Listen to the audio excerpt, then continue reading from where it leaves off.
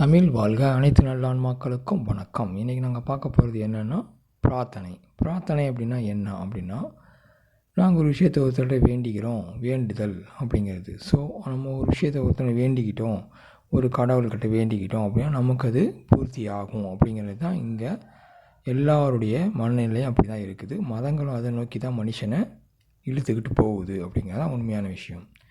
ஆனால் இது உண்மையா அப்படின்னா அது கண்டிப்பாக கிடையவே கிடையாது.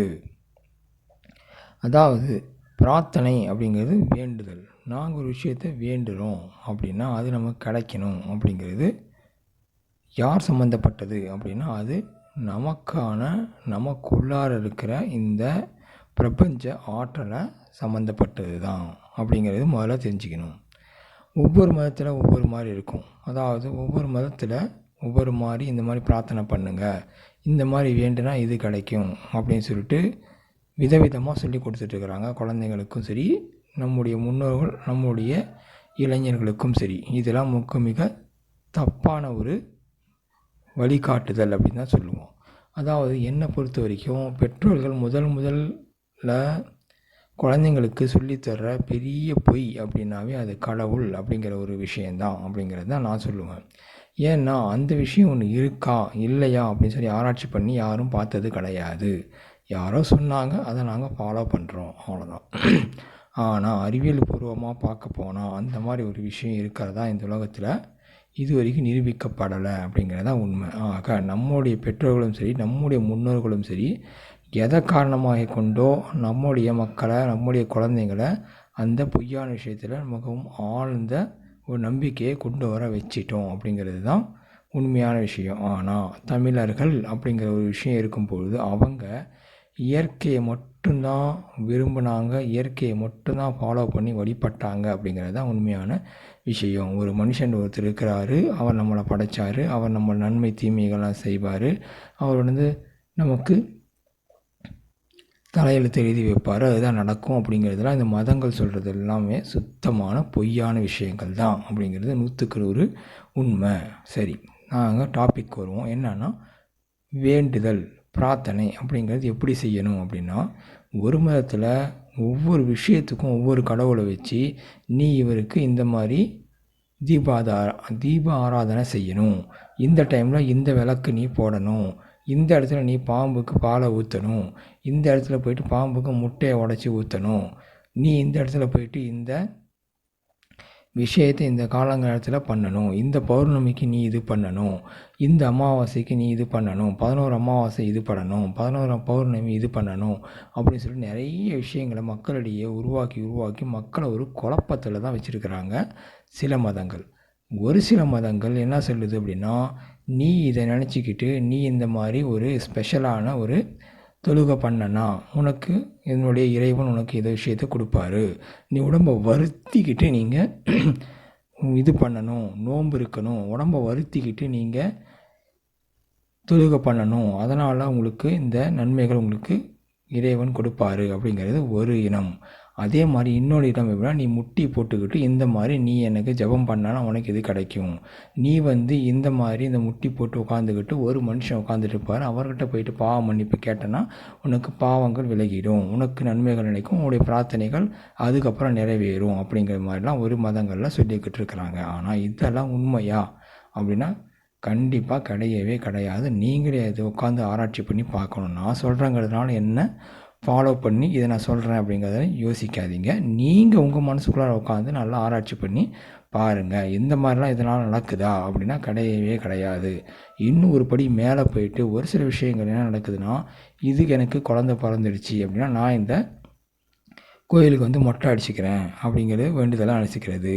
அது மட்டும் இல்லாமல் சில பேர் இது நடந்து போச்சுன்னா நான் அழகு குத்துறேன் அப்படின்னு சொல்லிட்டு வேண்டுதல் வச்சுக்கிறது. ஒரு சில பேர் இது நடந்து போச்சுன்னா நான் இந்த கோயிலுக்கு வர்றேன் அப்படின்னு சொல்லிக்கிறது. ஒரு சில பேர் இந்த ஒரு புனித ஸ்தலத்துக்கு நாங்கள் வர்றோம், இது நமக்கு நல்லது நடந்துச்சுன்னா அங்கே வர்றோம் அப்படின்னு சொல்கிறது. இதெல்லாமே பிரார்த்தனைகளுடைய வேறு வடிவங்கள்.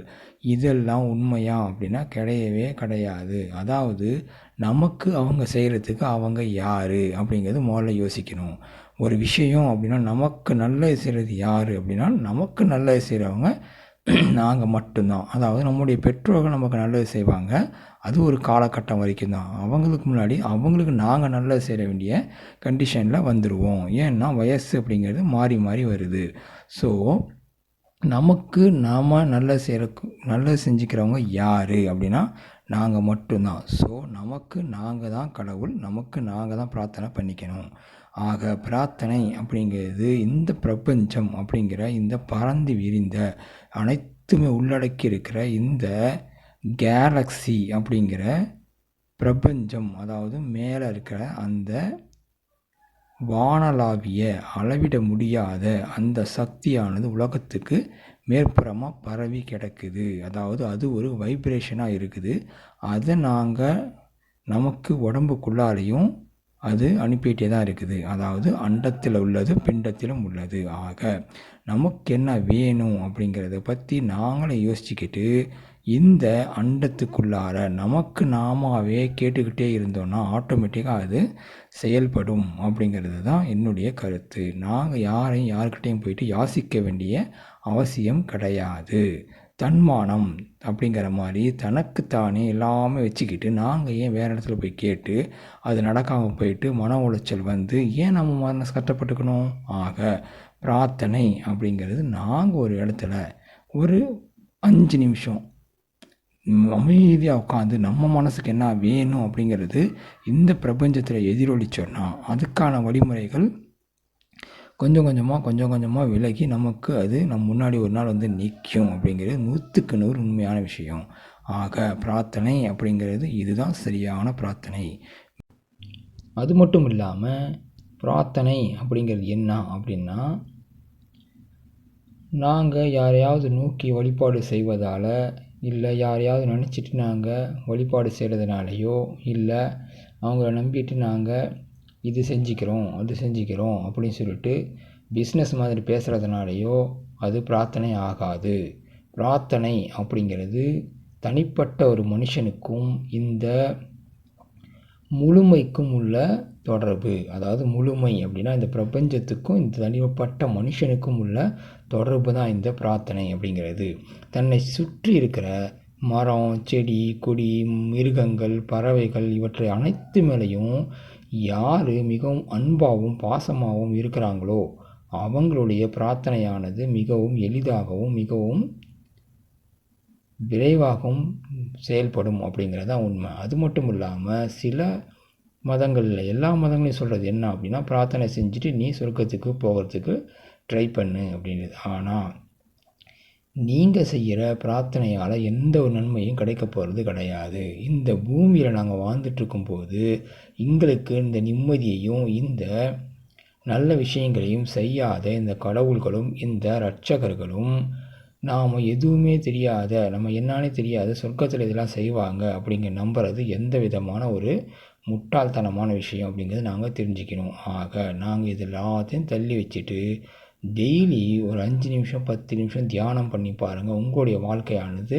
தானாக மாறும் அப்படிங்கிறத நீங்களே தெரிஞ்சுக்கலாம். மீண்டும் பிரபஞ்ச அதிசயத்தை பற்றி நாளை பார்க்கலாம். அதுவரை நன்றி, வணக்கம். தமிழ் வாழ்க.